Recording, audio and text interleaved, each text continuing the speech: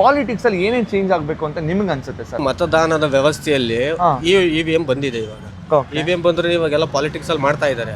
But ಜನ ಮತದಾನದಲ್ಲಿ ಮುಕ್ತವಾಗಿ ಪ್ರವೇಶ ಮಾಡಿ ಅವರೇ ದುಡ್ಡು ತಗೊಳ್ಳದಲ್ಲೇ ಓಟ್ ಹಾಕ್ಬೇಕು. ಈ ಪ್ರಜಾಕೀಯ ಕಾನ್ಸೆಪ್ಟ್ ಬರ್ತಾ ಇದೆ, ಕಾಂಗ್ರೆಸ್ ಬೇರೆ ಬೇರೆ ತರ ಬರ್ತಾ ಇದಾವಲ್ಲ ಸಿಸ್ಟಮ್ಸ್, ಅವೆಲ್ಲ ಬಂದ್ವು ಅಂದ್ರೆ ಆಟೋಮೆಟಿಕ್ ಆಗಿ ಜನ ಬದಲಾವಣೆಯನ್ನು ಆಟೋಮೆಟಿಕ್ ಬಯಸ್ತಾರೆ. ಇವತ್ತು ಎಜುಕೇಶನ್, ಹೆಲ್ತ್ ಇವತ್ತೆಲ್ಲ ಏನಾಗಿದೆ ಅಂದ್ರೆ ಬಿಸ್ನೆಸ್ ಆಗಿದೆ.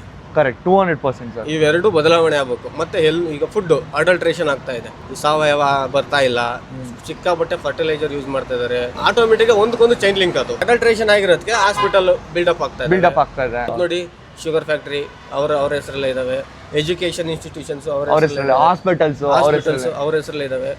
ರೂಲ್ ಮಾಡೋರು ಅವರೇ, ಅದನ್ನ ಫಾಲೋ ಮಾಡಿದ ಜನರಿಗೆ ಫ್ರೀ ಆಫ್ ಕಾಸ್ಟ್ ಅಲ್ಲಿ ಯಾಕೆ ಕೊಡ್ಲಿಕ್ಕೆ ಆಗುತ್ತೆ? ಅವ್ರ ಎಜುಕೇಶನ್ಸ್ ಫ್ರೀ ಎಜುಕೇಶನ್ ಮಕ್ಳಿಗೆ ಕೊಡ್ಲಿ. ಇವತ್ತು LKG ಇಂದ ಒಬ್ಬ ಮಗುಗೆ LKG ಅಂದ್ರೆ ಹೈಯರ್ ಸ್ಟಡಿಗೆ ಹೋಗೋದ್ರೊಳಗೆ ಎಷ್ಟು ಲ್ಯಾಕ್ಸ್ ಬೇಕು ಒಬ್ಬ ಮಗುಗೆ? ಫಸ್ಟ್ ಸ್ಟ್ಯಾಂಡರ್ಡ್ ಓದಿಸೋದಕ್ಕೆ 2 ಲಕ್ಷ ಎಲ್ಲ ಕೇಳ್ತಾರೆ ಸರ್. ಹಾಗಾಗಿ ಆಟೋಮೆಟಿಕ್ ಆಗಿ ಪಾಲಿಟಿಕ್ಸ್ ಬದಲಾವಣೆ ಆದ್ರೆ ಮಾತ್ರ ದೇಶ ಬದಲಾವಣೆ ಆಗುತ್ತೆ. ಪ್ರಜೆಗಳಿಂದ ಪ್ರಜಾಕೀಯ, ಪ್ರಜೆಗಳಿಗಾಗಿ ಪ್ರಜಾಕೀಯ, ಪ್ರಜೆಗಳಿಗೋಸ್ಕರ ಪ್ರಜಾಕೀಯ, ಮಟ್ಟ ಹಾಕಲು ರಾಜಕೀಯ, ನಮ್ಮಿಂದ ನಮಗ